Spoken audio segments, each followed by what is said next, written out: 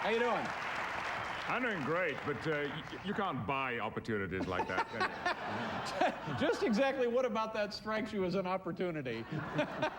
you know, Patrick, as I'm seeing you walk across the stage, and I'll tell you where I first noticed this was this afternoon. We were looking at the action figures for, I guess, for the Star Trek movie. They have Captain Picard figures. You've seen those, right? Yeah. I have, yes. And when you came walking across and you had your hands in your pocket, you, to me, bear a very strong, striking resemblance to. You probably heard this, haven't you? Who do you think I'm talking about? When I was much younger, they used to say that it was famous English racing driver Sterling Moss. Oh, Sterling Moss. Now, see, that didn't strike me. That would have been a good one. Sterling Moss, that's cool. Yeah. No, I was thinking more of Regis Philbin. No. Steve Martin. Don't you think a little? A facial resemblance and the way you carry yourself Really? and your posture? What kind of Christmas did you spend? The audience is stunned by that revelation. But you know what? Your two guests laughed for the first time at that one. They got it.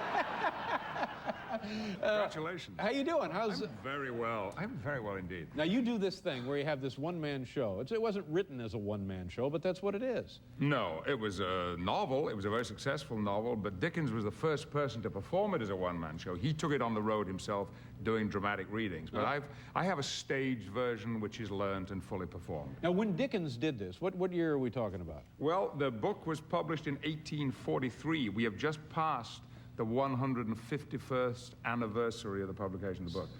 And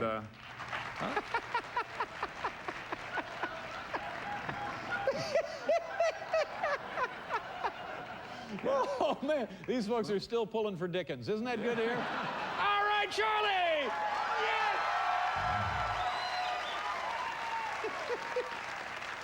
Yes! To me, it's a very interesting reaction. And, you know, we're hoping to have him on the show one night. But now, how many written parts are there that you do? there are somewhere between 39 and 45 different roles, though some of them are inanimate objects that I get to play. Yeah. But like what, for example? Well, inanimate, the goose. Someone once claimed they saw me play the stuffing as well as the goose, but that was in the adult version of the show. Hello, testing. 1, 2. But this. You're hesitating for a moment. You were hesitating. I love it when I see you hesitate. Well, you came on a good night then. But you know, people who have seen this are just amazed at the remarkable job. It's not just a guy doing a reading of A Christmas Carol. It's a full-blown dramatic performance, and people are they just love it. It's a nice little touch for this city for the holidays. Do you have trouble because if you get sick, is there like an understudy? No. And although, in fact, my executive producer, who is also my stage manager, Kate Elliott, she claims that she is ready to go on at a moment's notice. My lighting designer, Fred Allen, claims the same thing, and my producers, Tim and Terry Childs. How prepared they really are, I can't say. But in fact, on the first night, on the opening night of the show last Thursday, I was almost in need of them because, you know, although I'd done the show here before, nevertheless, an opening night is an important moment for an actor on Broadway, especially when you're the only character in the show. And the car came to pick me up, and we went about 2 blocks. We were in the middle lane on 5th Avenue, about 61st Street, and it died. Oof. The driver was embarrassed, and I said, no, stay where you are. Listen, I've dealt with this kind of thing before. I got out of the car. I pushed my limo for 3/4 of a block down 5th Avenue nice touch. on my first night. It didn't start. So I said, listen, don't worry. He couldn't even get through to the car company because all the power was gone. I said, don't worry. I hauled all my bags. I had bags full of gifts out of the car. And I set off to walk. I got as far as 59th Street, and there were limos dropping people off, not a taxi inside, of course. And the curtain time is hurtling towards me. And so I see a limo drop some people off, and I go up to the driver. And I don't do this usually, and I'm sure you don't, but I took off my hat, and I said, excuse me, my name is Patrick Stewart. I'm opening on Broadway in about 45 minutes' time. Could you give me... And he said, oh, yeah, sure. No dice, huh? Welcome to New York. No dice. No, I walked for a few more blocks, and then I got a taxi to take me. Good for you. And things are... I don't know. Good for you. Good for you. You were able to get to the theater on time. I say good for you, and the audience snickers. I don't know. They love you. We have to pause here for a commercial. We'll continue chatting with Patrick Stewart. Come on back.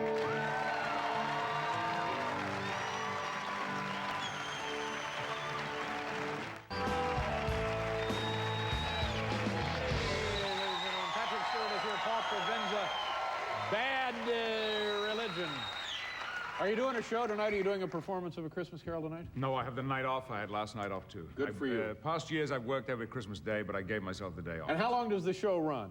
You mean, how long are we in New York? For another 2 weeks until the 8th of January. Right.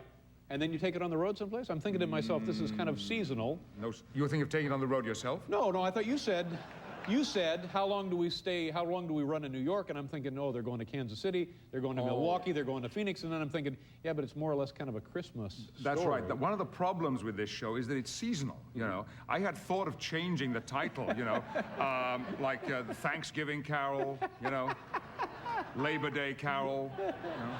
How do you like living in New York City now? I love it. Yeah? I've been here since the end of June. I got back-to-back jobs here, 3 of them, one after the other.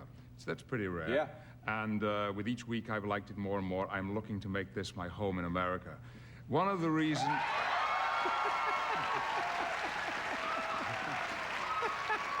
right. You know, I heard Charles Dickens is looking for a place here in New York. Yes. He came here, you know. He hated it here. He didn't care for it. Had a horrible time. He came here for a tour to do his readings, and it went very badly. He was very mean about New York and New Yorkers in general. I, on the other hand, love it here. I've been living in Los Angeles for almost 8 years, and I think it's time to have a different kind of American experience. LA and California have been very kind to me, but I like the drama of this city. I like the choices of it, but I most of all like the fact that when I walk out of where I'm living, the city is coming at me along the sidewalk, you know? It's in your face. Yeah, you'll get tired of that pretty quickly. I will let you know. The alternative, of course, in LA is that you're inside your car and you never meet anyone. That's right. I'll tell you something that happened a few years ago. I was staying with some friends who lived in the Hollywood Hills. After Sunday lunch, his wife had gone out, and the 2 of us were left alone. I said, let's go for a walk. And he said, a walk? And I said, sure, Sunday afternoon. It's traditional in England. After lunch, you go and have a walk. First thing he did, he went away and he changed into appropriate walking clothes. And we walked out of his driveway and into the street, and we'd only gone a few paces, and he made some remark about something there by the sidewalk, and we talked about that, and we walked a few more paces, and he made another remark, and I began to think, perhaps this man has never walked out of his front drive. And in fact, I asked him, it was true, for the first time in 12 years, he was walking out of his own front drive. Well, he began to like it. We walked up the hill and over the top, him commenting about everything. He was having a great time. We got over the brow of the hill, and coming up towards us is his wife's car. She gets 20 yards away from us and then stops, and we can see her looking through the wheel like this, with her hands on the wheel. She winds down the window and she screams, "For God's sake, what's happened?" You know, if you're... Is that true? It's absolutely true. Yeah. We walked up and she said, "Get in the car! Get in the car!" That's very funny. When you got the job as Captain Picard on Star Trek, did you have any idea what you were getting into? Did you know of what this was all about? No. Did you know how deeply ingrained this is in the foundation of American culture? No, I had no idea whatsoever. In fact, that same afternoon the job was offered, a friend of mine stuck a little notice on my door which said, "Can I be your first Trekkie?" And I didn't know what the term implied there at all. I think... And it was more than a full year before I still fully understood how ingrained this was, not only in the world of fandom and Trekkies, but in the popular culture of North America. Yeah, it has been, like I said, it's almost fundamental here the last... How long has it been on the air? I mean, it started out when, in the 60s? We passed the 25th anniversary 2 or 3 years ago of the original series with Bill and Leonard. Could you now...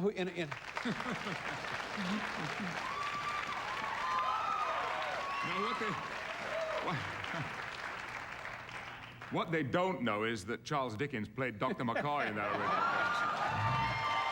But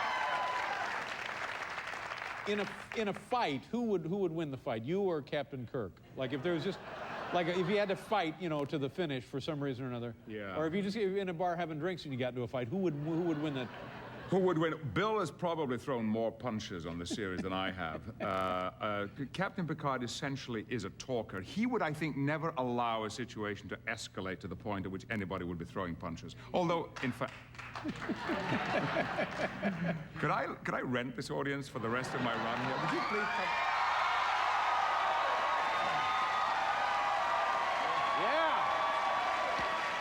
Yes, sirree. They're all yours. A Christmas Carol, it runs again, I'm sorry, through January... Through January 8th at the Richard Rogers Do you have any Theatre. tickets available? Yes, there are for New Year's Eve particularly and for the final week. Yeah, it's a lovely, lovely treat, not just for the holidays, but a wonderful, masterful job of acting. Good to see you again. Good to see Thank you very much for being here. We'll be right back, ladies and gentlemen.